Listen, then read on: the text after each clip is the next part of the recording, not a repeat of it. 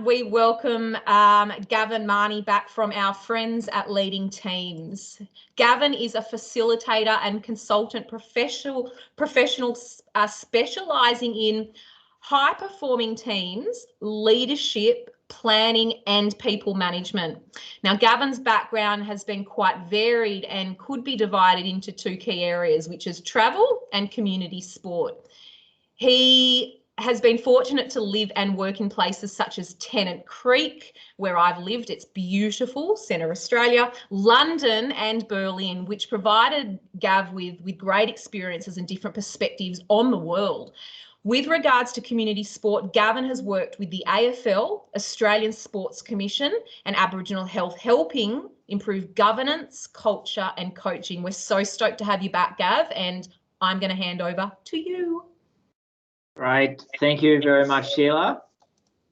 Welcome, everybody. And look, we might see how this goes in terms of, I know Sheila was proposing that everyone keeps microphones off and cameras off, but I was asking that in the spirit of leading teams where we really do want to engage and really just drive a conversation, if you feel like or you'd like to put cameras on, and also at any stage you can feel free to use the chat function to ask a question, but also I'd love to ask some direct questions to you throughout, to draw you into the conversation, share your experiences, your learnings. But also, if you've got a question along the way, feel free just to throw something at me. That's the way I like to operate. I've got probably anywhere from 45 minutes to an hour in terms of content, planned out. The final 30 minutes, I would love to make that specific to the needs, the challenges that you have within your own clubs or your organisations. So I do notice that we have a number of life-saving clubs here. I must admit, life-saving isn't traditionally my sport. AFL's been my background, but in terms of a club setting, I've been a president, I've been on the committee, I've been a coach, and I've been a captain of various clubs and football teams. So I feel like it's given me a pretty good and broad experience around community clubs. And I do have a love and a passion for community clubs because I know the important role that they play within our communities and the great connections that you can build through them. And I guess through the work that I've been doing with past organisations and now with leading teams, I've had experience and exposure to a whole wide variety of different industries and different teams. So great to see a number of people here from all different businesses and backgrounds, and so how I can sort of manage the balance and the link between community club and organisations. I'll endeavour to do that as we go along the way. So I just wondering, Deanna, are you here this evening? I can see your name. I just wonder if you've come across a Ben Giblets at the Burnley golf course at all.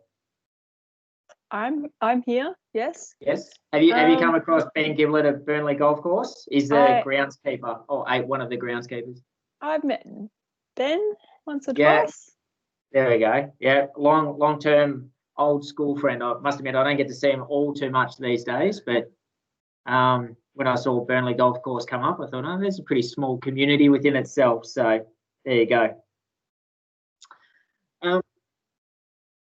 Kicking off, I want to explore, and for me, we're talking tonight about talent ID and succession planning in particular. And for me, the first part or the first step I want to go to is around the importance of culture and leadership within that space. And a question that often has come to me around, why is it that, and you might notice this within your clubs at Life Saving Victoria, but also different organisations or elite sport, but why is it that some people can move from one organisation or one club or one team and really prosper and thrive? And why is it that some other people can, might have all the talent in the world and move organisation or move club or move team, and then they really seem to struggle? And for me, that is the direct link to the role of culture and leadership that we build in terms of if we want to develop talent, then our culture and leadership plays a massive part in that space. And one of the things, as I mentioned, I've got a bit of an AFL background, and you've noticed some high draft picks, in the past. I just wonder, for an example, and again, I'm not too sure how much people have background to AFL, but there's a player by the name of Jack Watts. He went #1 draft pick, highly talented player, went to a club that was really struggling in Melbourne for a number of years and probably never reached his full potential. And I always wonder, what would have happened to a player like that if they went to a club that had a really strong, positive culture and really good leadership? Would the talent of that player have been allowed to really come out and develop? And then in the business sense, I do a bit of work with a financial recruitment organisation. And one of the challenges that they have is they go and find the candidates and they work with the team about, this is the job and this is the position we're trying to fill. And so they're the middle person along that line. And, through all their hard work and their best intentions, they match the best person who they think is going to be a great fit for this job. But one of the things that they were saying is very frustrating for them is depending on the team that they go into and the leader or the manager who they report to, often is very dependent on them, what their experience is like as they then join that team.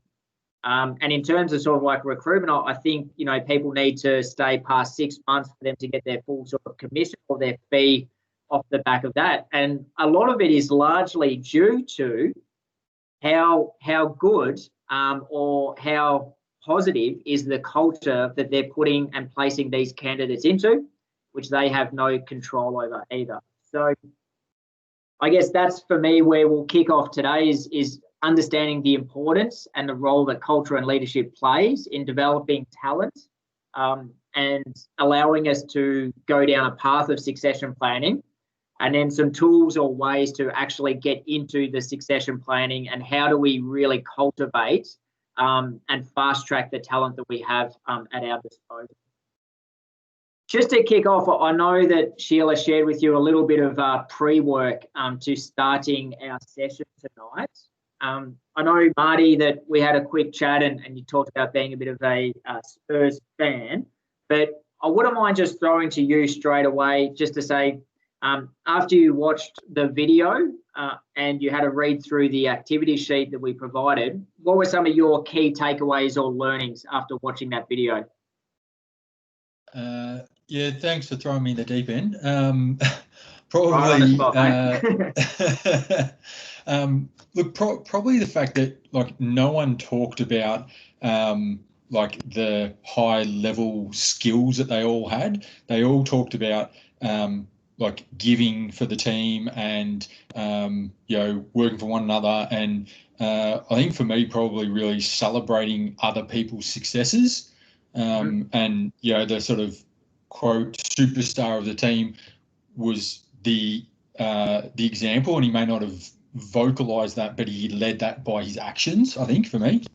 Yeah, fantastic. And how would you've touched on it a little bit in terms of that, celebrating other people's success and the role of the leaders, but how would you have described their culture? If you were looking at it from an outside, how would you describe their culture? I think, it seemed to be very inclusive in a way of not only from how they play the actual game, but there was constant footage of people celebrating, and the footage was of many different people or players doing well.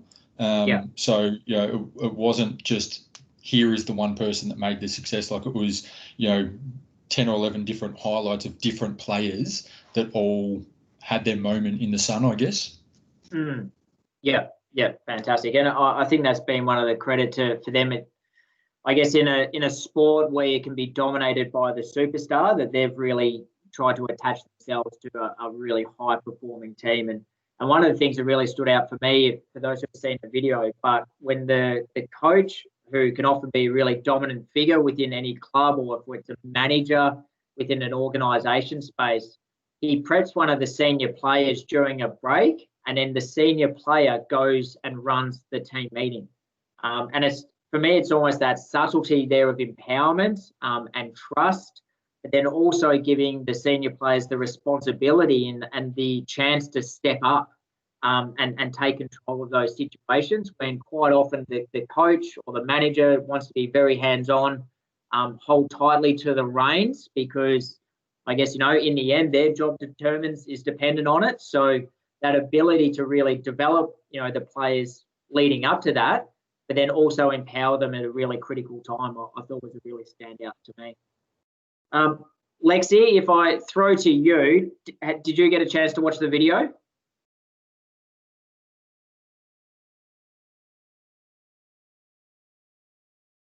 That sounds like Lexi to be quiet. Lexi, if you're talking right now, your microphone's muted. Oh, no, it's turned off. No, her microphone's off. That's okay. There we go. She might be attending to something. Sheila, did you get it while you're talking? Did you get a chance to watch the video at all? Oh, I've seen it a few times. Yeah, and so what did you notice in terms of leaders? Like who would you have identified as the leaders? But most importantly, what did you see them doing? I'm gonna go back to sorry, Lexi's saying I'm having trouble with her microphone. Sorry. Okay. I'm just going to go back to what Marty was saying around, it's not about them, it's about everybody else, and almost being the humble leader. And yep. I just think that is so empowering and so inspiring, and sets such a good platform for others to want to do better. Yeah, definitely. And I think if you're going back to that sheet, then we go to the next space around then the recruitment, about the type of people they recruit in. But if you could imagine yourself then being recruited into that team, and these are the actions of the leaders, these are the things that they role model, this is what they sort of reward, this is what they do. Often when we join a new team or an organisation, we look to those key people in any space, in any team, and we want to copy their behaviour. And so the question then, as we'll get into with our own organisations, is what is the behaviour like of our leaders? Who are our most influential people? And are they having a really productive impact on the people within our teams or our organisations? And you can start to see then, when I use the example of the high draft pick, or, if you're at a local surf lifesaving club and you get a new person join your club, who do you want them copying? What actions, what behaviours? What are the type of people that we want you to model your behaviour on and your performance on? And that old sort of adage of who do you hitch your wagon to, that's going to actually help fast track your development. And one of the things that I've noticed and probably leads then into our induction, is around, how do we induct people into our teams and organisations? That in many corporate senses, the person who you sit next to kind of in your first day or your first week it's just the vacant chair. We don't actually think so strategically about who do we really want to put that person next to? Who are they best going to learn from? Who do we want them to copy and model their behaviour, and who are they going to learn best from? And to start thinking about that and start, almost analysing where we see our teams and who are those high performers, then it can become really powerful. And I made mention at the start that we've done a lot of work with a whole heap of various industries, and one of the ones that was probably most left field for myself was actually a prisoner transport company. And I guess when you think about it, they provide a really valuable service to the state and to the country, but you never really think or see these type of services. So their role is to transport prisoners to court in a safe manner and then transport them back again. Pretty heavy role, pretty dangerous, fraught with a lot of danger. And one of the things that they were talking about is they'll always go out in pairs in their trucks. And one of the challenges that they had is they were finding they were having a really high turnover of staff, but in particular in association with this one truck and this one other driver. And what they were previously doing in the past is any new recruit who joined would be placed into this truck because that position had become vacant. But what they were finding was this driver of that truck at that time was actually a pretty rough old fella, and he was almost like going through a lot of bullying and was having a really counterproductive behaviour. So the new recruits into this team were lasting a couple of weeks or a month and going, oh, I can't hack this anymore. I'm leaving. And so they'll go through the whole recruitment process and place them back into that same position. So it wasn't until they started to think about that and saying, well, actually, who's the best person that we could put them next to, that they started to see a far greater retention within their staff, a fast tracking of the newer members within their team. They got a lot of support. They learned the best behaviours. They were doing their job to a really high quality because that's who they were paired up with. And it seems like such a simple thing, but often we don't really think about that when new people come and join our organisation or join our clubs.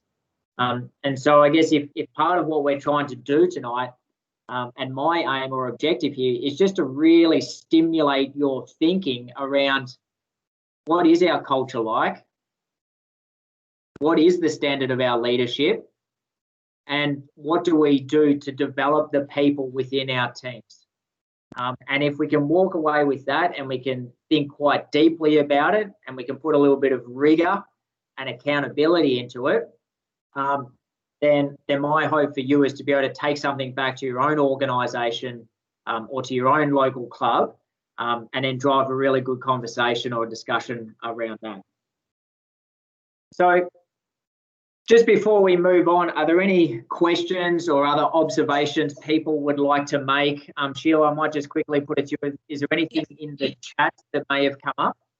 It's probably something that's complemented what you've just, I guess, spoken about. Helen's had a really good comment around what she defines as a good leader, and that's someone who's able to, one, actively listen, pinpoint people's strengths, is ethical, and sets a good example and looks for ways to progress the members of their teams. And I think to further that, I think she's 100% spot on, and it's particularly around the progression of not only their members but also themselves, because COVID is a perfect example of we have all been hit for six in this period, and we've had to forcibly change. Now you find yourself in a place like this and you want to change, you're going to be a whole lot more positive about it. So I think, understanding exactly what we're talking about tonight and really dissecting it is just going to set us up for even more success if and when we have to go through something like this again. Yeah, definitely. And I know, Sheila, you and I have both had this conversation at around when, I was almost going to say, like, when a COVID hits, it's a once in 100-year type of event. But whenever we come under like significant pressure or stress, I think, as you mentioned, we probably won't have a COVID for a while, but it was only 10 years ago that the global financial crisis hit. Some parts of the country have been ravaged by bushfires. There are going to be world events that are going to put us under significant stress and pressure. And sometimes they might even be other personal events or tragedies that happen within our own lives that put us under stress and pressure. And often we'll talk about that when it's easy. But when you're under pressure, when you're under stress, often your true characteristics really start to come out and shine. And I'm guessing people would have had those personal experiences where they would have noticed either some people really stepping up in their clubs or their organisations, and some people really starting to struggle in terms of like how their behaviour becomes a bit erratic and unpredictable. Helen, thanks so much for your comment. Can I ask you a quick question in terms of that, say, leadership philosophy or criteria? Is that something that's articulated at your club, or is that more like a personal perspective? It's a personal perspective and study and stuff that I've been researching over probably the last 11 and a half years. So I did a postgrad in sports management. I've also done a postgrad in public accounting, but I work in swim teaching and group fitness across different organisations. And just noticed from my own personal experience when I've worked for different organisations that I find that if an organisation isn't as ethical, then you find that the level of standard from the employees goes down and the morale goes down. But if you've got a really good management team that does listen, that does take on board and does look for the strengths of people, then you find that you're going to get a much better working relationship with everybody around. And a good one is I've got a really good manager at one of my workplaces, and during COVID, she's actually asked me to write policies and procedures and safety plans for a carnival, which is something that I've studied through life-saving for officiating. And she knew that that was one of my strengths, and she's gone, can you do this for me? I'm like, yeah, sure, no problem at all. So with COVID being a downtime, our managers have been trying to find us stuff to do so that we can still stay in employment and do something instead of just sitting at home doing nothing. Yeah, fantastic. And I guess and thanks so much for sharing. And it's great that you have, and I'd almost describe that, and we work with a lot of leaders around creating your own leadership philosophy. So I must admit that I link in and I agree with many of the different principles, but also have a little bit of a different leadership philosophy. And the beauty of a leadership philosophy is there's no right or wrong, but where I'd say it comes in so handy is if it's a belief or a philosophy, well, then you're absolutely wedded to it. And what I'd hear from you is that's almost the standard of leadership that you would want to set. And so your ability to join a team or be part of, your local life-saving club there and say, this is the standard that I want to hold myself to. And then I guess with organisations, they can get together and you can actually almost like brainstorm. I've done ones with different teams where, they get all different perspectives and they put it together and say, that is our organisational leadership philosophy. So I was the area training and assessing officer for Bayside for about 7 to 8 years. And I've only just recently given up that position for life-saving, where they gave me an area to take on that was absolutely struggling. Clubs weren't communicating. And so I had to work out the main points of how to get people working together and just giving them that little bit of a push or just a bit more of an incentive to be able to stride further with what they were doing, to having probably one of the best run areas that was self-sufficient, because I had some personal issues with my mother and different things. And I'd pick up my phone and see these issues have arisen. And by the time I got to them, they had already been resolved by my assistants. And I was one that had 3 assistants working under me to make sure that every club was looked after properly. And it just sort of worked really smoothly as long as we had that communication happening and we had our standard sets that we wanted. Everything just sort of flowed for me. Yeah, fantastic. And once again, thank you so much for sharing that. And I think what's starting to highlight, I know we're probably going down a little bit of a different path, but I'm sort of happy with that. But it highlights the power of actually setting the standards that you expect for yourself, but in a team setting, setting the standards that we expect of one another. And I guess there'll be so many organisations and, whether I sort of go back to you, Marty, or another person from Yarra Leisure, but I'm sure you probably have some kind of organisational values or behaviours or guiding principles that have been created. And for us and for me, when I go and work with teams, are they just words on a website? Are they just words on a wall or something that we have? Or are they a pivotal piece of our whole organisation that drives everything that we do? And the example I use is my beautiful wife, Michelle, works for NAB. And their sort of aspirational statement is to be Australia's leading bank, trusted and respected by its employees. And they have behaviours like do the right thing, passion for our customers. And then last year you find them in front of a Royal Commission because of their practices and how they treat their customers. So you can see for us, we talk about what is high performance, and it's the difference between what you espouse to be and what you actually are. And you know, where I love working with leaders, say like Helen, is great. You've got that statement. How close to you are you living that statement? And if it is a philosophy, it should guide something that you do daily and weekly, and it gives you an opportunity to review yourself against it, but also get feedback from your team too. And I guess that's probably where it links into, you know, in terms of the culture of our clubs. You know, what standards do we set, but do we ever review ourselves against what we espouse to be? And I think that's where we'll lead on to part of our conversation. Sheila, just quickly, any more questions or comments before I move on or take the next step? No, we're good, and I think that's a good leeway into the next part. Thanks, Gav. That's right, no worries. So what I want to introduce to you tonight is what we call our cylinder model. It's probably one of my preferred models that we use at leading teams, and we could use it in so many variety of ways. But the reason why I love it is it covers the life cycle of people who come into a team and then finally exit out of our team. And at some point, we will all leave the current team or organisation that we are in. For a variety of reasons too. You know, we might take another role, we might retire, we might move, you know, location of where we're living and move interstate, overseas, or the other side of the city. You know, there will be a whole host of reasons of why we leave a business. And we all joined that team or organisation at some stage.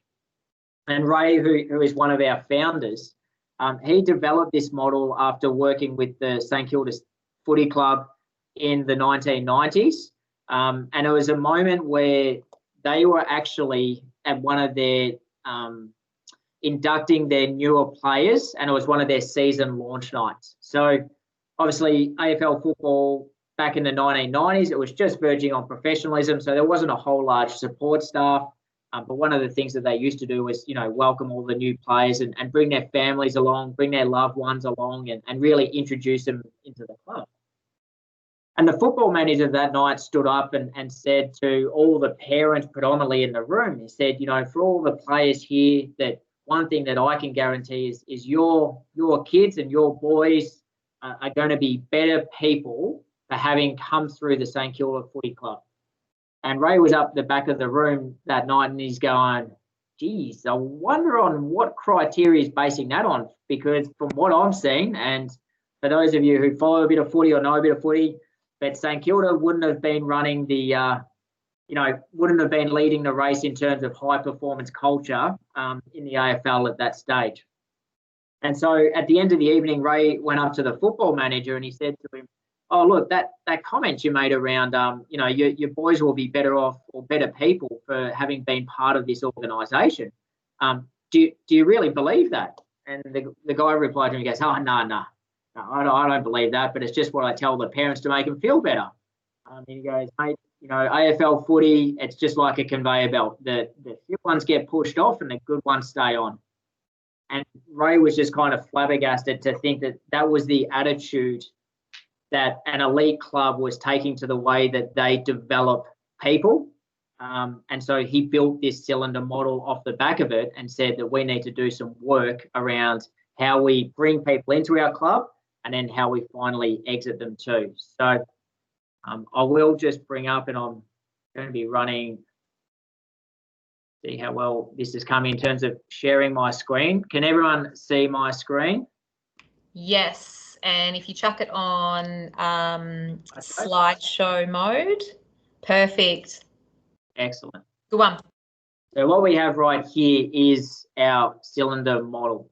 And as I said, it covers the life cycle of people who enter a team and up until the point where they exit. And you'll notice that a lot of the different levels I have in here were prompting questions that I had around the San Antonio Spurs video. So if you're kind of wondering, like, why the hell did you get me to watch that video and kind of review and reflect on the questions, this is for that exact reason, because what I wanted to highlight is the role of a high-performing team in terms of how they go about it and what we can develop if we put that real time and energy into it. So people often ask or wonder, they go, well, why do we actually have culture at the very start? Now, the reason why we play culture is because every organisation has a culture. As long as you've been in existence for one day, your organisation or team, will have a culture. Why will it have a culture? Well, because for us, our simple definition of culture is it is a reflection of our behaviour. So naturally, we all behave. And so from day one, a culture will be starting to create. And for me, in terms of like what is then a culture for established organisations, it's then simply the things, what are the behaviours that we accept in this organisation and what are the behaviours that we don't accept? And I remember how quickly that you could pick it up. And one of them was when I joined a local football club. I remember I was about 18 or 19. I'd been playing at another football club that I sort of really loved. I enjoyed the people there, but they weren't really aspiring to greatness and they weren't playing in the highest division. So I decided I wanted to go and test myself. And so I went back to my old school and decided to join the schoolboys team because they were playing in one of the top divisions. And even though I went to the school and I was welcomed down by the recruiting person, for the first 2 weeks, I sat in the change rooms and I went to training and not one person said hello to me, or not one person, came over and introduced themselves or asked any questions of me. And so what I found in the end, that even though they were playing, it was a better club and I was playing in a higher division and all that things, for me, I just picked up on the culture and the environment and I just thought, you know what, this actually isn't for me. And I want to go back to that local club where, might not have been playing in such a high standard, but I really enjoyed the people and the culture and the environment that people had created there. And so if I flick to, a bit of a review, and as I mentioned at the start, this is really designed to challenge and prompt some of your thinking around your club or your organisation. And the first one there is, how would your club or organisation be described in 3 words? And I notice that we have people from a couple of different life-saving clubs, and often I notice, Helen, if you're from Brighton, and Sam, if you're from Hampton, you're not too far away, you would probably have an observation or a perception around how those clubs operate. You probably go to carnivals or to festivals and you would know that you'd have an understanding, rightly or wrongly, of the culture of that club purely because you observe the behaviour of the people that are involved with it. And so where we challenge teams is how congruent is that behaviour with how you would like to be described in an ideal world? So again, that difference between high performing, what's the difference? Is it a big gap? Is it a small gap? That for us is your measure of high performance. And then what we will often ask a lot of teams is then what behaviour that we know is counterproductive do we currently accept on our team or organisation?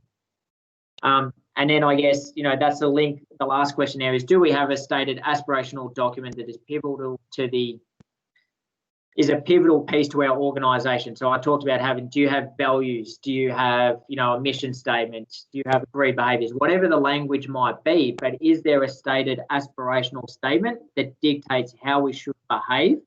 And how's it used within your club or your organisation? Is it just a piece of paper that we know sits somewhere? Or is it actually a vital piece of what we do? Are there any questions around culture before I move forward? Not in the chat line, but I have. It might be something for later on, Gav. But I'll float it now just in case. Okay.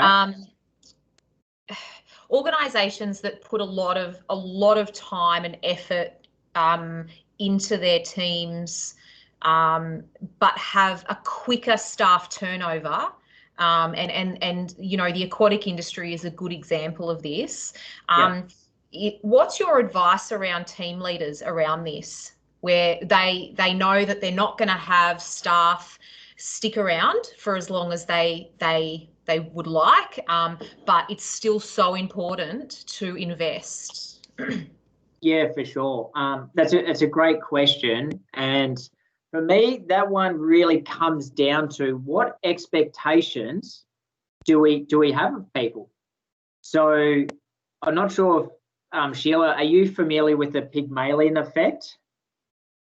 No, negative. No, I'm not. Negative. Okay, so this one is really around our conscious bias and the expectations that we have of people. Now, it was a study done in the States, I think, with some schools in the 1960s or 70s. They may have now determined it to be slightly maybe unethical, but in terms of the results and what came out of it, it was fascinating and really interesting. So what they did with the school is they wanted to understand how much did a teacher's expectation of a student impact that student's development and progression. So what they did at the start of the year, they said, we've got class A over here and we've got class B. And so they talked to the teachers about who would be getting class A, and they'd say, oh, geez, hang on to your hats this year. You've got a real rough bunch of kids. I've never seen anything like it. They're misbehaved. They're terrible. Good luck, all the best with that. Class B, and they told the teachers, wow, like you guys, this is like one of the best group of students we've ever seen. They're enthusiastic, they're engaged, they're super intelligent, they're really switched on, committed kids. Have fun. This is, absolutely unbelievable. Good luck with them. And the actual difference between A and B was nothing. They just selected a random group of kids and just put them into two classes. And what actually happened off the back of that is that Class A's performance just went right down and Class B's performance went right up. And what they found and what the study identified was the expectations that we have of people often impacts our behaviour and how we treat them. And then people often then respond to that level of expectation.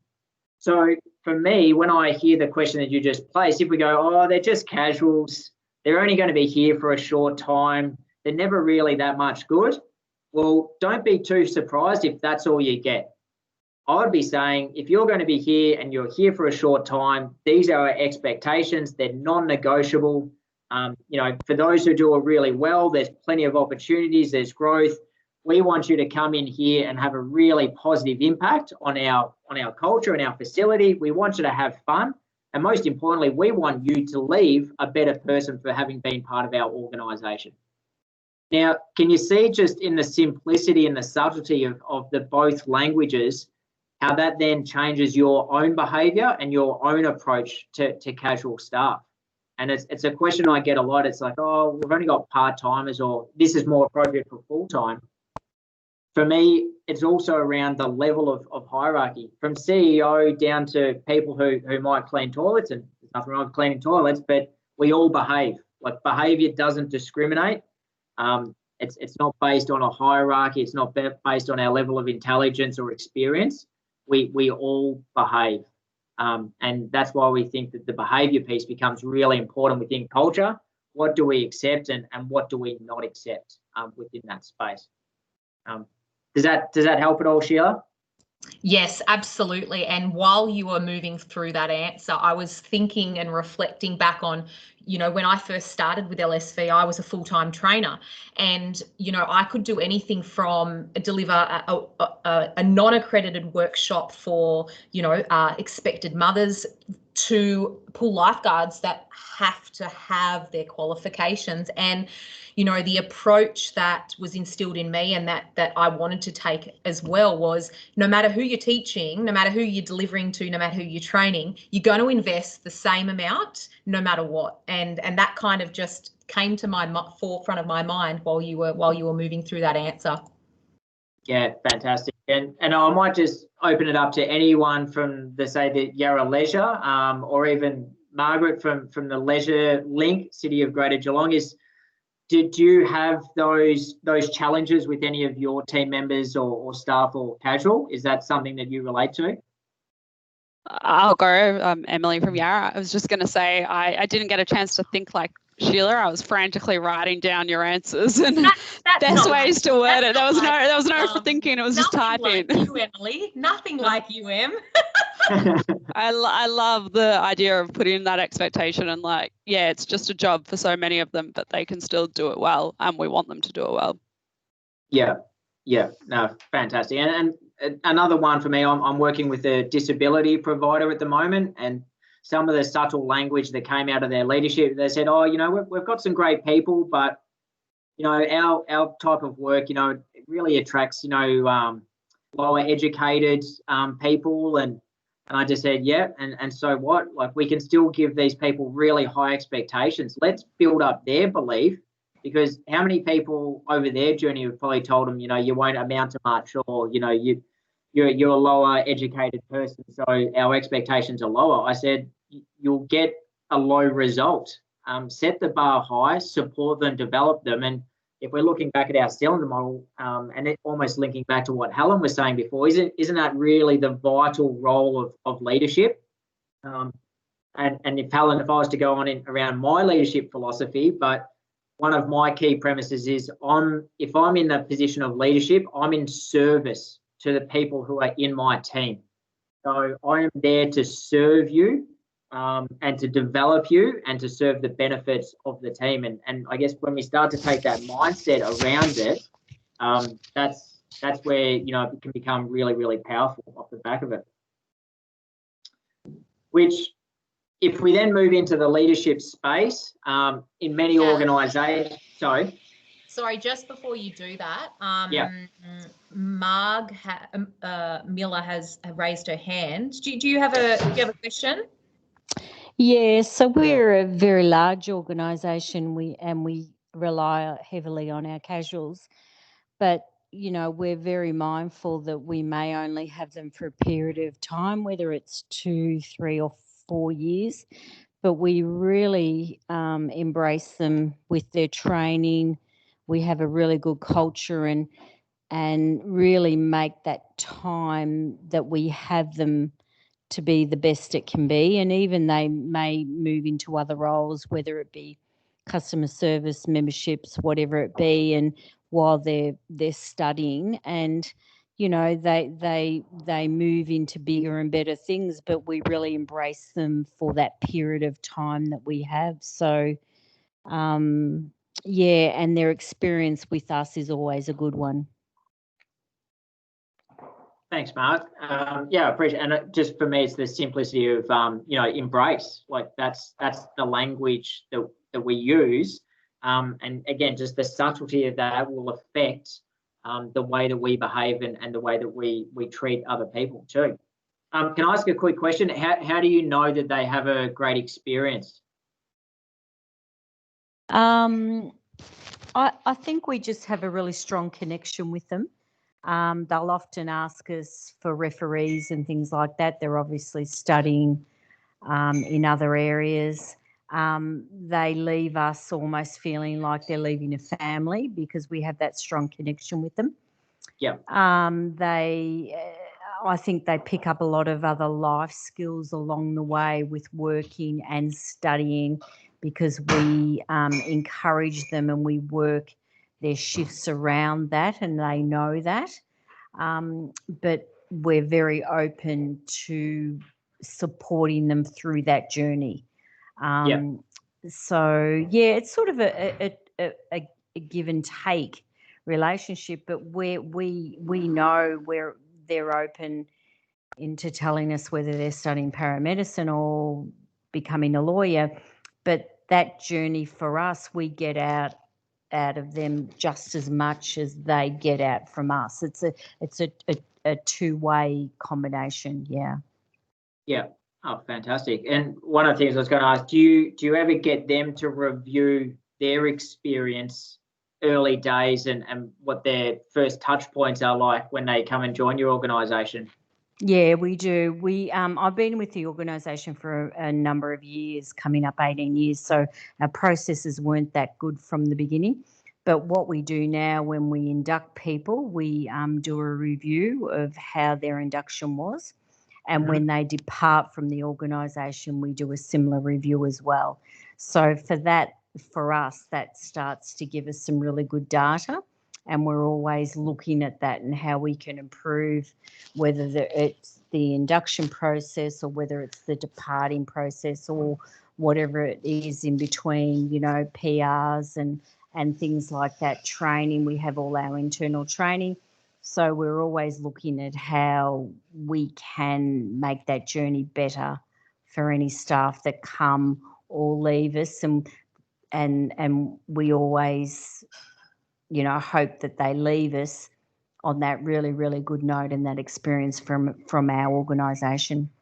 Yeah, great. And thanks. And that's probably one of the key points, because I have been doing some work with a larger organisation recently around their recruitment and induction. And they go, oh, yeah, I reckon we do it really great.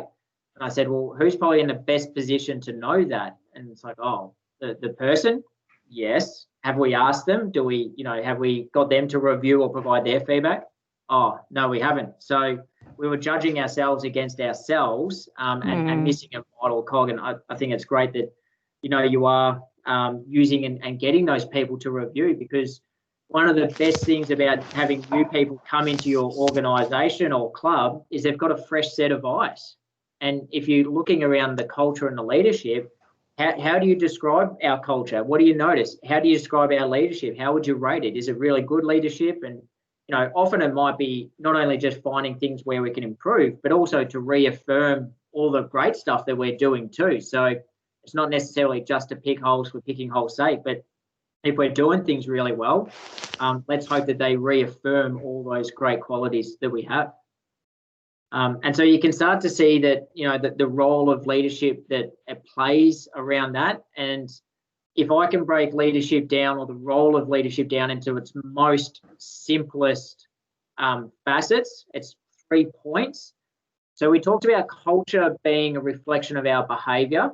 So for us, in part, leadership is you'll have like the skills to do the role, but do you role model the behaviour and the expectations that we espouse to have within our business? So you can see if we don't have that as our number one, how quickly it falls down. I'm asking you to do something that you're not prepared to do yourself. And so that's the first point. Do we role model the expectations that we have of everyone else within the business?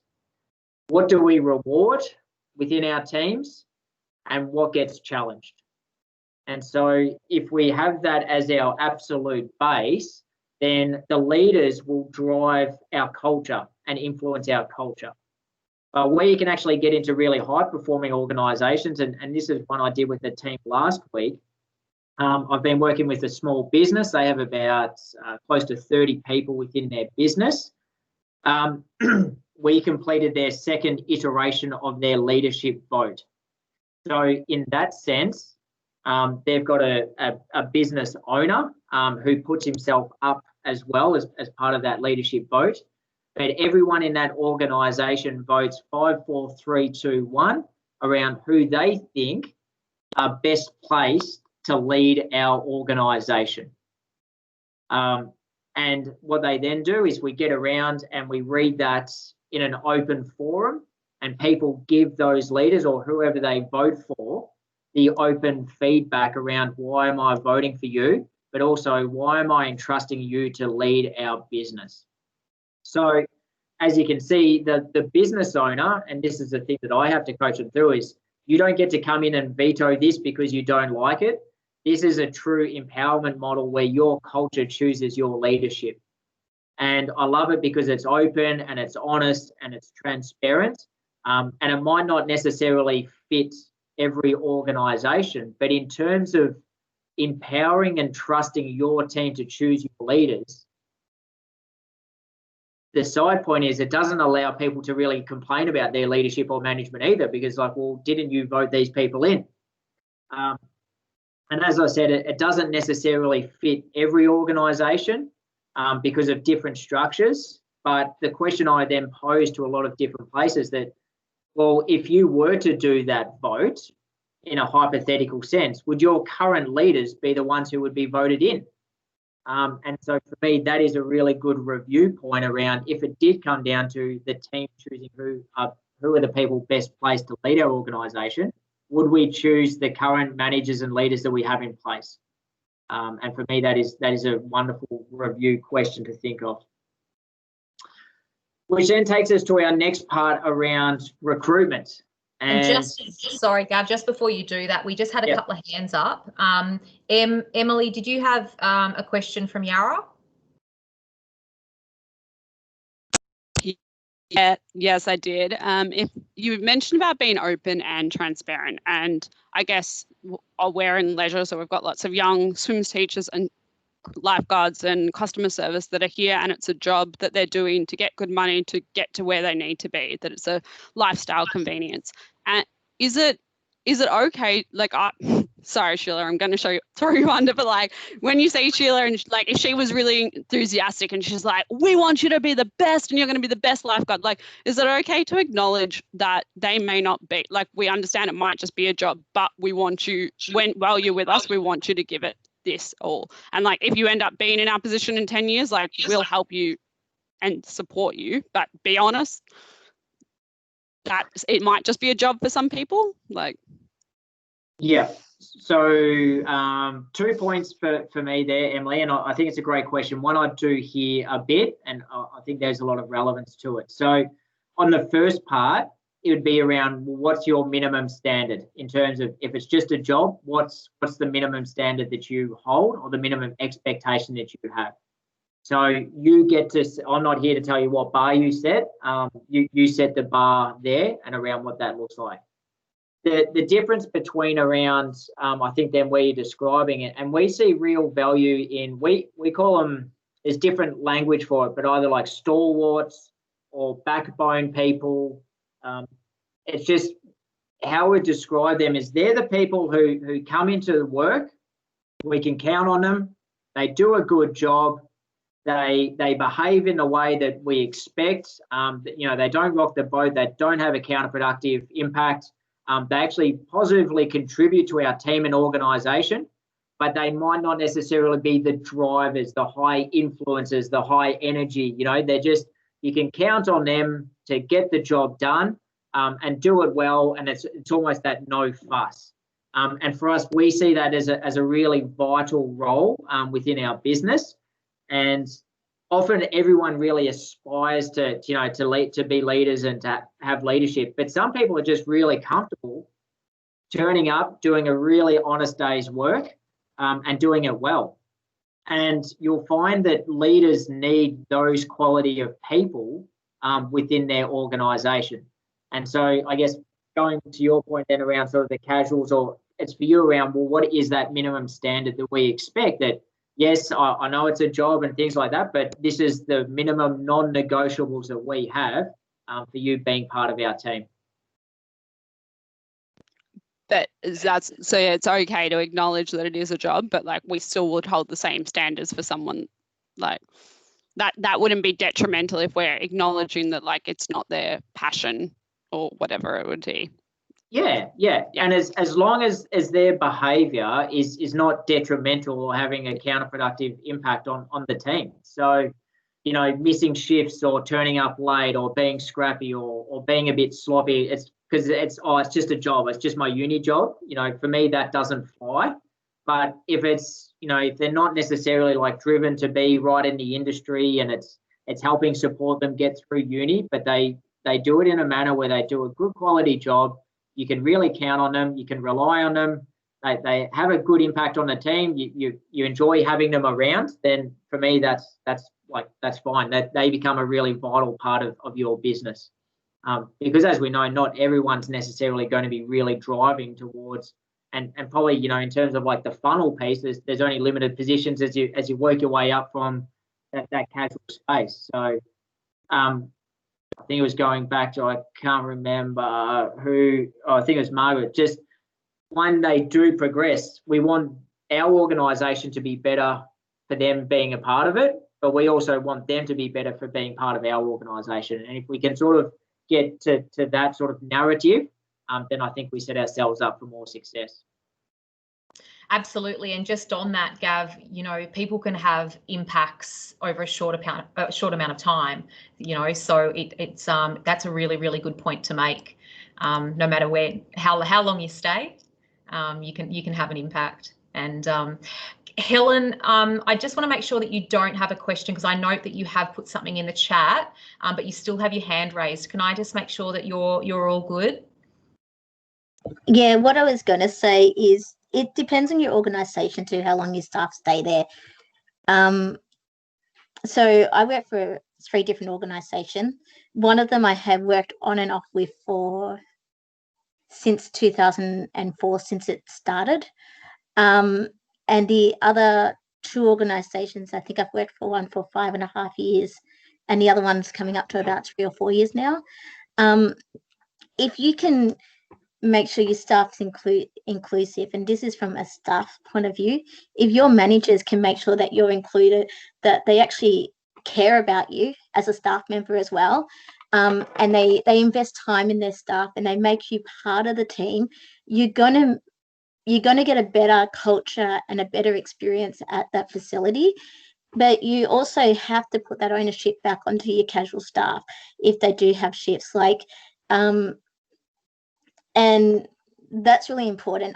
And from a perspective, like I've worked in accounting and I've worked in aquatics on and off for 24 years now.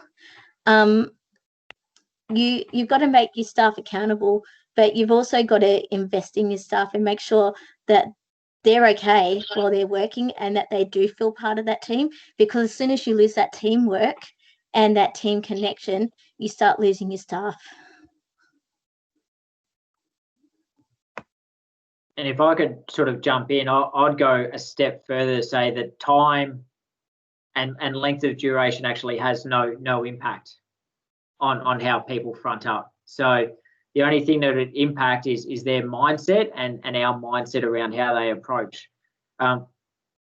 As an example of that, Ray, who I mentioned at the start, one of our founders, worked with the Australian Netball Diamonds, and one of the things that they would do is go away on tours, in terms of, say, go to the UK for the World Cup. And often in that, they're only together for 24 days, and you'll get a whole heap of sometimes new players into the system, and as part of that tour, they're selected, but then also support staff around it. And it's to say, we're going to be a team for 24 days. So what are the expectations that we have of one another over these next 24 days? And they can build in like a mini framework into a larger framework that they've already created around the Australian Netball Diamonds. And then to the other end of the spectrum, that I've seen people who have been in teams for 20 years. They're probably a couple of years away from retirement, and mentally they've already retired, but we just say they haven't actually verbally told anybody just yet. They just keep turning up for the paycheck. So, it doesn't necessarily matter. It's the length of time. It's the culture that we create, and what do the leaders accept and not accept in terms of behaviour and performance within our team.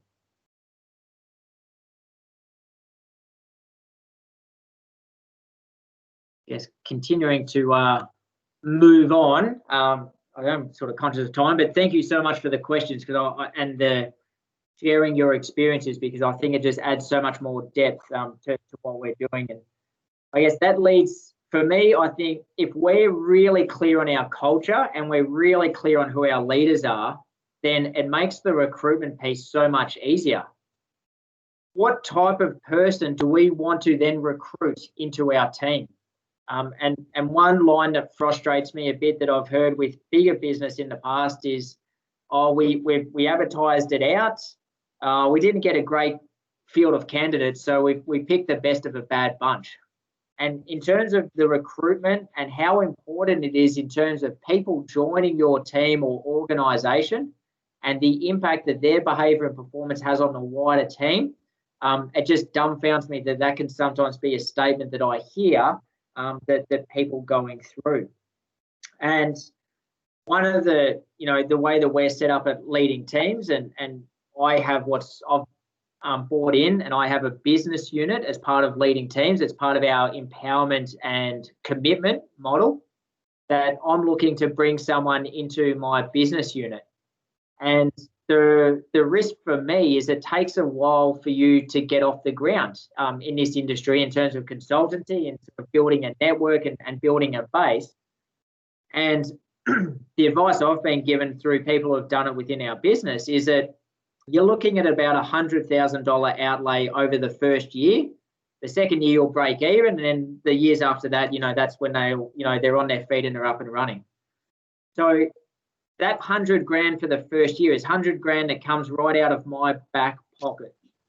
And the investment that I've put into leading teams and the purchase I've done, my house is mortgaged to the performance of that team. Now, I'm going to be placing a lot of rigor and a lot of detail into that recruitment process, because that's 100 grand risk that I'm taking on that I could easily just put into the bank accounts or, look to pay down on my mortgage in itself. And one of the things that I'd then challenge a lot of the larger businesses I organise with is, if that was your money on the line, how would you go in terms of the recruiting of the people within your organisation? And again, I know mine is an extreme case, and we don't do a lot of recruitment, say, compared to what you're just talking about with regards to casuals. But for me, it's just, are we placing some good amount of rigor around who we recruit? Do we target people? Are we really clear on the type of person that we want to come? Or is it just, summer's coming up, we need to fill so many vacancies, so let's throw the net out there and see what we catch. Let's hope we get a good bunch. And if I take it back to the club level, in terms of recruitment into key roles within, often committees or spots of leadership, in my experience, it's been you're the last one standing, or you didn't turn up to the AGM and someone nominated you in anyway. So what we're trying to do is, and I remember when I was the president of an organisation, is I was saying, look, we never get anyone to volunteer or put their hand up to be part of the committee. And I said, well, we haven't made it look that appealing for anyone to want to join.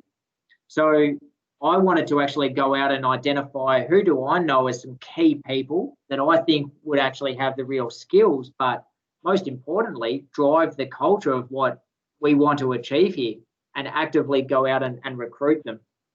And in terms of, I'm saying, getting athletes at your local club involved, how do we attract talent? How do we bring those people in?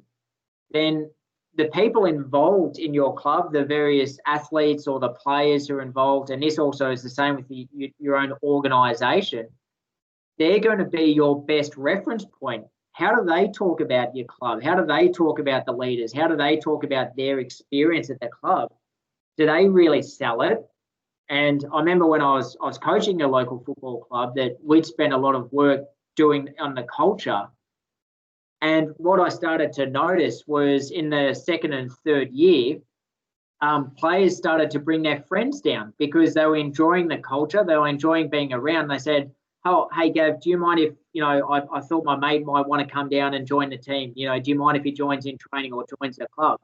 And what I found is, instead of myself having to start to do the recruitment, our teammates and our players were the ones who started doing all the recruitment for us, because they were so passionate about the environment we were creating that they wanted to get their friends and their network involved in it.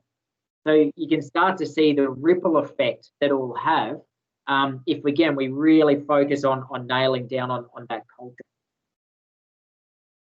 Which then leads us into the induction piece. And I know that Margaret gave us a really good example in terms of what I would say formal inductions are. And I remember, and one of the best examples I have in terms of formal inductions, but then we also talk about the informal induction, was when I started at the Australian Sports Commission. You can imagine government, very policy process driven. You actually got sent to Canberra for a couple of days. You would do some training. You would visit the AIS. You'd learn all about the Sports Commission. You'd meet different relevant people. You get your computer, you get your spot, all these different types of things, which I thought that they did really, really well. The thing was then is you get the informal induction. I talked earlier around, who do you sit next to on your first day, or who are the key leaders or the key centres of influence within your team or organisation, and what do they tell you about the business? And I remember one of my first team meetings that I came to is there was a couple of older experienced guys. great fellas, you know, real sort of knockabout lads. And before we walked into the meeting, they said, hey, mate, as a new fella, we just thought we better give you the heads up. In our team meetings, don't ask any questions. Just stay silent, get through the meeting, because that means we can get to the pub earlier after the meeting. So the more that we ask questions, the more we get in a conversation, then that's going to prolong our chance to get to the pub. And for me, that's what I title, that's the informal induction. That's what gets said on the sly around, what can we get away with here? What can we sort of, you know, where can we cut a few corners? And in my experience, and I guess, you know, I'm happy to throw it out in terms of, but what do you think would be the more powerful induction? My experience, it's the informal induction, which is far more powerful. And Sheila, if I link back to your comment around the casuals, in terms of if I'm a new casual, I'm starting at an aquatic facility, or I'm a new person, I'm joining a local club, what do the other casuals or what do the other people tell me about this organisation and the leaders and the culture and what we can and can't get away with? So you see then the subtleties of that in terms of, you know, right back down to the culture around the things that we accept and we don't. Often, and again, the casuals probably come up, but they might be looking for, if it is just a job or it's getting them through uni, whatever it might be, a couple of people might be on the lookout for shortcuts. And so if we're identifying that and we're allowing it to happen, those new people coming into the team, those are the things that they'll be learning too. So understanding that there's definitely a place for a formal induction, but where we'd see high performance, again, is does our informal induction match what our formal induction says? The performance piece, I might touch on just a little bit later at the end, because I think that links to our succession planning and how do we really develop people along the way. So, you know, for us, it's then really, are we performing in line with the goals that we're setting, and are we achieving that? And are we doing it in the manner of how we espouse to do it too? So I used that example with NAB earlier. You know, they were probably hitting their financial targets, but was the way they are doing it, is that in line with what they espouse to be, and also with how your organisation wants to be. And then finally, we have the exit. So I've really covered off on that. But for me, the key point around that is, have I been better off for being part of this organisation? And also, has the organisation been better off for having me part of it? You can see that it's definitely a two-way dance with regards to ensuring that relationship is fruitful for both parties. And that's often at the exit part. But I guess we were just chatting with Marg earlier, is like, do we ask people currently at the moment? I know it's I normally call it the barbecue test, but it's not really relevant during COVID because not many people are having too many family or friend barbecues around. But what I normally say with the barbecue test is, you know, when you head off to a barbecue and you've got your family or friends around, and the inevitable question comes out, so how's work going for you? How do you describe work? How do you describe the culture? How do you describe the leaders? But also, how do you think other people within your organisation describe it? And often people will reserve that honesty and that transparency for their family and friends. Where we want to get to is, well, can we do that within our team walls, within our team environment? Because if it's not as congruent as what we would like it to be, well, if we know something about it, well, then we can do something about it. And it's not done to judge or to take down that other person's ideas or perspective. It's just an opportunity to learn as to why do you view it that way, and what are we reaffirming the things that we're doing really well, but also where can we improve? So that's the cylinder model, reasonably extensive. And I said I had about 45 minutes to an hour, and we've already gone up to over an hour with that. But Sheila, just before I touch on sort of the developing of people, were there any questions, or I'll also throw it out to the group, is there any questions that people have regarding the cylinder model? Nothing in the chat line, but folks, raise your hands or turn on your mics.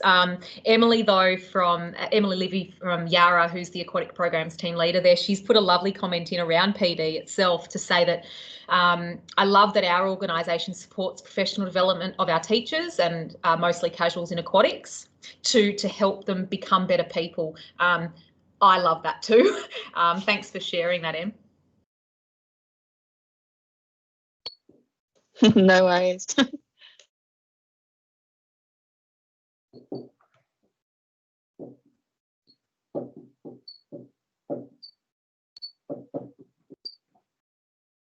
Can people read what I have on the board? I also have a slide that I can go to if that's not so visible. Competence and character. Confidence and character. So fantastic. Excellent. I just thought I'd start with that while we're hearing the comment. Just quickly jumping back to the cylinder model, I guess I want to reiterate that why the purpose I spent so much time around that in terms of talent ID and succession planning is I was trying to highlight the link and the importance that culture and leadership will play in bringing new talent into our team, but then also developing the talent that we have. And I think, even just that subtle reference there that Emily had around, our organisation, our leadership encourages around the PD. That is a culture that's becoming bred into that organisation. And it almost becomes like an expectation. Like if you're a new person joining that team, you might go, oh, so this is what we do. We continue to learn and invest and develop one another. So again, just the subtleties of it, they don't have to be any really big things in a way, but it's a whole host of little behaviours that stack up, which then highlight that's the way we do things around here. And in terms of we're just trying to handpick talent or just find talent, and we're bringing that into an organisation or a system or a club where the culture's poor and the leadership is poor, then sort of good luck trying to really develop that talent. Off the back of that, we use this simple model around competence and character, and it links back to an old Stephen Covey line. So for those who Covey or Stephen Covey, whichever it might be, known for writing 7 Habits of Highly Effective People, but he also has a book around called The Speed of Trust. And he says that you can slice leadership up in many ways as you want to, but in the end, any 2 failings of leadership will either come down to their competence or to their character. And for me, it's just a simplistic model, and I love using it as a reference because the things that we do at leading teams, we want to keep the review simple, but let's really engage in the conversation and use the results to drive dialogue around what do we see, what are our perceptions, but most importantly, what's our strategy and what are we going to do about it? So simply, you just run it down the 2 axes.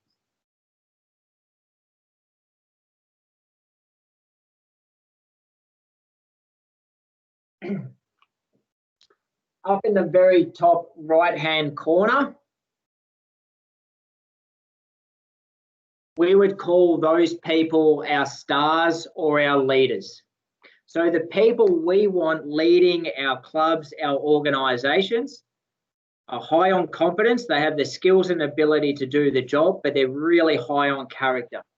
So if we have those espoused values or mission statement or whatever it might be, they live them to the best. And also that they're prepared to put the needs of the team ahead of their own when required.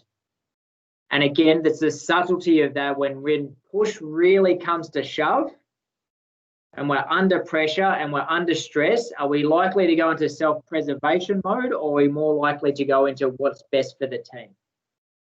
So we call them our stars or our leaders. Now, I was just trying to, I can't remember who asked me the question regarding what do we do with the people who just like to come in and do a good day's work or just do a really good job?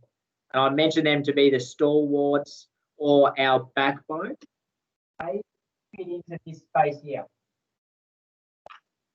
So they're higher levels of competence and they're high levels of character, but what we're saying is they're not in the far right-hand corner. And as such, they probably don't influence or impact the team as much. But geez, we can count on them to do a really good job. They perform when they need to perform. Their performance is consistent, but also they have a positive impact on the team.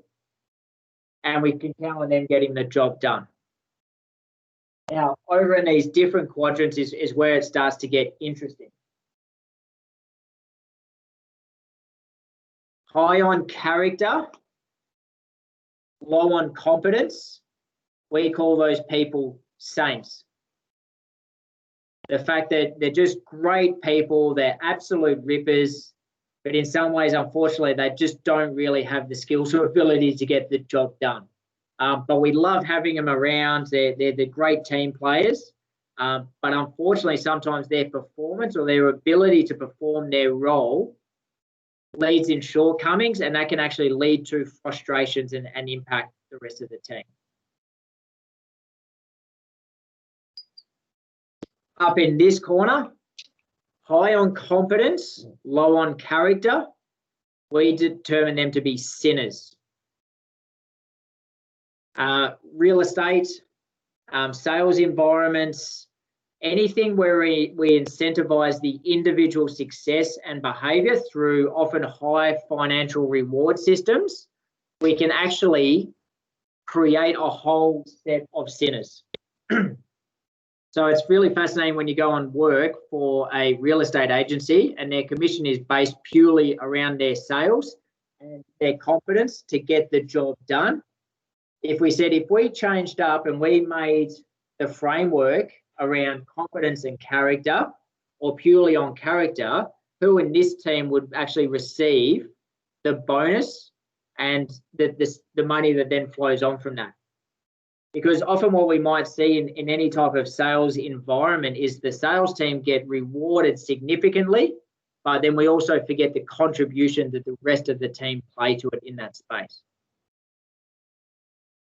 Then we also have people who are here. They're low on competence and low on character. And for us then it's around what are those people doing within our organisation? Do we need to review our recruiting? How do we let those people in and what's our strategy going from there? Now, with this matrix, I don't care and we don't care where anybody starts. So you might recruit somebody into your business who you feel is low on character and low on competence. But for me, as long as they're developing and they're tracking to that right-hand quadrant, well, then that's all we need to see. In terms of challenging or poor cultures, I talk about my time at the Australian Sports Commission a little bit in that way. But what we found is poorer performers were actually rewarded and promoted. So people who were promoted at that stage were people who had been in the business the longest time.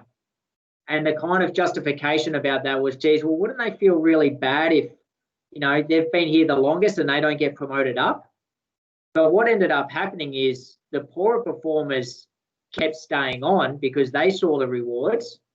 What do you think happened to our high performers or our better performers? Well, they either left the organisation because they go, well, there's no chance for me getting rewarded or looked after. But what also can happen if they're sitting up in this quadrant, they get demotivated and they start to drift down as well because they go, well, why would I really work much harder when all that gets rewarded around here is tenure and experience within the business? So when I work with teams and management teams and just different teams in general, we sit down and we go through this and we plot everybody within our organisation or with our team. We get people to self-reflect first. Where do you see yourself in terms of competence? Who's a real standout in the business and how do you rate yourself against that person in terms of competence? And then also, how do you rate yourself on character? Then plot yourself there. And then we get the team to then say, well, this is also where we see you. The key, once you've done the plotting and the awareness, a key for me with a lot of the models that we use at leading teams is that they're awareness tools. And if we go to pure awareness, then pure awareness is non-judgmental, which is the absolute key. There's no right or wrong. There's no good or bad. It's pure awareness, which then dictates our strategy or action that we're going to take from that point. Because you can imagine that the conversation with the person down in this quadrant in terms of developing talent and succession planning is very different to the one up in the far right-hand quadrant. And so for us, in terms of leadership and what leadership style do you have, high-performing leaders are highly adaptive to change their style according to the needs of the follower, but also according to the situation that they find themselves in. The people who we find ourselves as the next set of leaders or who are progressing through to become emerging leaders, so we might see people working their way up. The challenge that I see for any leader, and I think it links back really well to that example I talked about, the leadership vote and the business owner I had, part of his reason for doing that is he's seeing an exit plan for himself with his business and he wants to make himself redundant. So on his last day of work, he can walk out of the business and give a big wave goodbye and say, it's been a hell of a ride, thank you so much, but that the whole business doesn't collapse once he leaves. If he was to do that now, and we've run a case study or a scenario, let's just say, God forbid, he takes a sudden illness or has to go away, who's going to step up and run the business? What would happen to the business? And at the moment, they have a lot of gaps. So one of the things that we're developing and high-performing leaders do is, how do you make yourself redundant from your position? How are you training? How are you developing? What are the key skills? What are the key needs of the people involved within your team? Who are the ones that are showing aspiration to take on leadership roles? And then what are we doing then to cultivate that? That is the ongoing conversation and development. And we have at the bottom for us, regular review and feedback is imperative. So if you've heard of leading teams in the past, it's often been around elite sport. And where I've seen feedback in larger organizations, it's around feedback becomes an event. It's the end of financial year, it's our performance review, or it's our calendar year, or it's 3 months. We say feedback should be a daily event. And it's a great link there to the elite sport, but also to clubland. Can you imagine trying to coach or develop an athlete or a team and not give them any feedback around their performance and the things they're doing really well and the areas that they can improve? And when we talk to elite athletes, they say they receive feedback daily, and that actually they're almost at a loss, or they're more fearful when they don't receive feedback from their coach or their peers or their captain, because they think that, I know something must be wrong. The coach is off me or the captain's off me. They don't trust me or don't value my performance anymore because they're not giving me feedback. And so that's one of the critical things along the way is feedback to then how am I best developing you to then get you on the path of where you want to be. And so using a simple framework and then adapting your style to get the best out of the individual, having a clear plan of where they want to be and then how you're going to get there together is the best way in terms of my experience of how we develop people, then also ensure that we have succession planning coming through our organisation. Sheila, I'm happy to throw for any questions and apologies to people. I was aiming to leave a bit more time towards the end of the night. I don't have to jump off straight away, so I'm happy to answer any questions that people have. The other one, I started to go through the PowerPoint and I was conscious of not boring people with death by PowerPoint all night, but I have some prompting questions for each part of the cylinder model. I will email that to Sheila at the end of the session. If you would like the copy of that, then Sheila, I'm happy for you to send it out to all the participants, or feel free to contact Sheila. And I'm always open for a conversation or discussion post this around your own teams and organisations too. But in the meantime, I'm happy to open up for any questions. Beautiful. So we'll upload that as a supporting resource along with this session recording to the Blue Connections webpage, which is awesome. Thanks, Gav. Christine has she's saying many thanks, very informative. Helen has said, I created a 2-year succession plan to make sure I found the right person to take over my state role, which is really interesting. Marty, no, whose hand is raised? Marg, your hand is raised. Do you have a question? Yeah, you've just, Gav, reinforced that obviously everything I'm doing well. I've been redeployed into another part of the organisation away from leisure, because obviously we're closed for a period of time. So I communicated to my team that I'm moving, and they're a high performing team because I've had them for so long, and you know, they've got exceptional skills, and we've got really good culture and a real team. And all they really wanted from me is to stay connected to them. You know, it was quite fascinating. You know, they were worried about me leaving, and I said, but you guys know your job really well. You don't need me. Yeah, but we know you're there. You know, it's quite fascinating to hear that. So, yeah, it was really good to hear from you what you were saying, Gavin. Great. And I'm glad you found that a reaffirming part. And yeah, it sounds like you've built a good connection with the team that you have there. So really well done. Mm. And I can attest to the team down at LeisureLink. They every experience I've had over the last near decade has been absolutely fantastic. There's a great culture down there, and big ups to you for being able to contribute to that. Thank you. Clear indication that the leaders drive the culture. So that's just a clear representation of what you've just described there. Yep. Absolutely. At this stage, there are no other questions in the chat line, Gav, but, you know, I think I've said this to you in the past, time management is your middle name, because we've just ticked on 8:30. Should I make a joke about having a German wife and time efficiency? That's where I wanted you to go with it. Yeah, okay, yeah, thanks. She'll be very proud. I'll pass that feedback on. Folks, I have uploaded into the chat line, and I'm conscious not everybody has access to the chat line. Gavin's not only leading teams contact, but also his LinkedIn as well.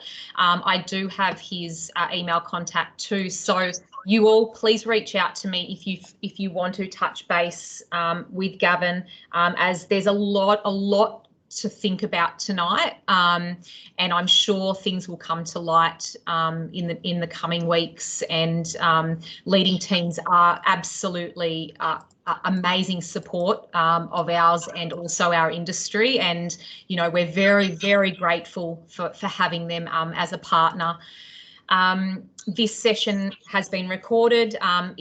Give me about 24 hours to get it up onto the webpage, and of course, if anybody needs any support around this session or anything else, please come directly to me. That's what I'm here for.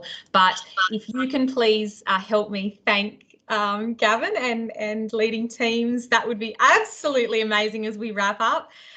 Marty has said, awesome session, Gavin. Plenty of takeaways from the Yarra team. So thanks, Marty. Go Spurs. Gav, thank you so much for your time, and everybody that's listening, thank you for investing in yourself in this time. It is so important, and also in your teams. As per usual, please take care of yourselves and each other, and we look forward to seeing you again online very soon. But yeah, well done to you all, and thanks so much again, Gav. Thanks, everybody. Appreciate it. And thanks for Lifesaving Victoria. I think partner is a good way to describe it. Very much a support of leading teams too. Absolutely. Thank you. Thanks, Gavin. Thanks, Sheila. Gavin. Thanks, Thanks, everyone. guys. Great night. session. Have a good night. Thank you. Thank you. Good night. Good night. I'm going to be online if anybody needs me. I'll just be here. Thanks, Sheila. can I quickly? You can go because you have children and babies and families. And Yeah, I think I thanks better so just much, go. Gab. I'll touch base with you. I'll touch base with you tomorrow. Awesome. Thanks, Sheila. Appreciate it. Take care. Yeah. Bye. Hey, Sheila, I've got a question. Yeah, Helen.